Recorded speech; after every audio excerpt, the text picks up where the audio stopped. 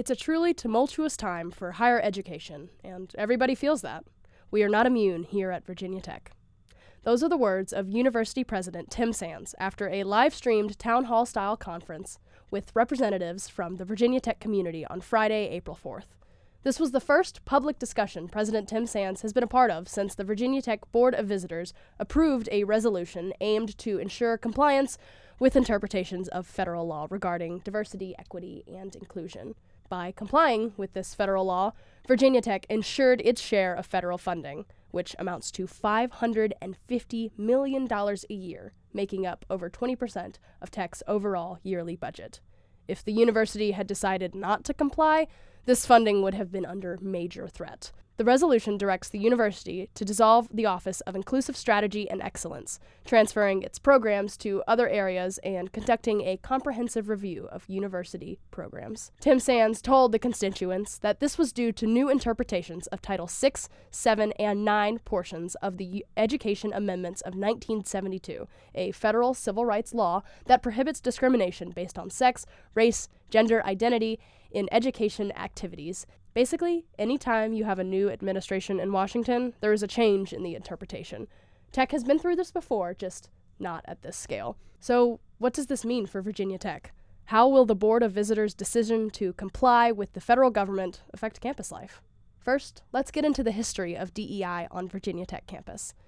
In 2014, when Tim Sands first arrived at Virginia Tech, the campus was in the process of modeling their diversity integration within all aspects of campus life. Further resolutions led to the integration of Inclusive VT, led by Dr. Mina Pratt, whom we spoke to in our last video. Sands and Pratt's plan for Inclusive VT was not just to create an office that would run independently from university happenings, but one that would integrate within the structure of Virginia Tech. This advanced the role of DEI in Virginia Tech. Enrollment of underrepresented communities were up 20% and are continued to grow. When the BOV passed this most recent resolution, they shut down the Office for Inclusive Strategy and Excellence. Though, according to Sands, the momentum of campus growth will continue, just without a central office to manage its operation. The board is already a couple of months into reviewing hundreds of university programs, organizations, and scholarships to make sure that they are in compliance with Title VI. Basically, the federal government just needs proof that these campus organizations are open to all, and they don't discriminate on the basis of identity. This includes organizations based on race, like the Black Culture Center. Sands mentioned this center directly as a positive resource for students. According to Sands, as long as these types of programs don't discriminate against potential members based on their race, even though these programs are specifically designed for members of a certain race, there will be no legal repercussions.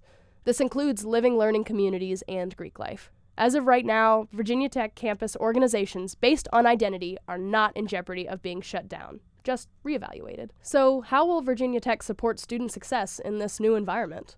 Well, I think it's best to answer this in Tim Sands' own words. Inclusion and diversity are fundamental to the strength and vitality of the university. We have gone through these reorganizations in the past, and we are doing it again. It won't diminish our commitment to the success of our students. Tim Sands noted that additional conversations will be held regarding recent and future changes to the structure of Virginia Tech. If you'd like to learn more about the students' reaction to the board's vote, check out our last video. This is Mary Peyton Marble, reporting for WUVT News.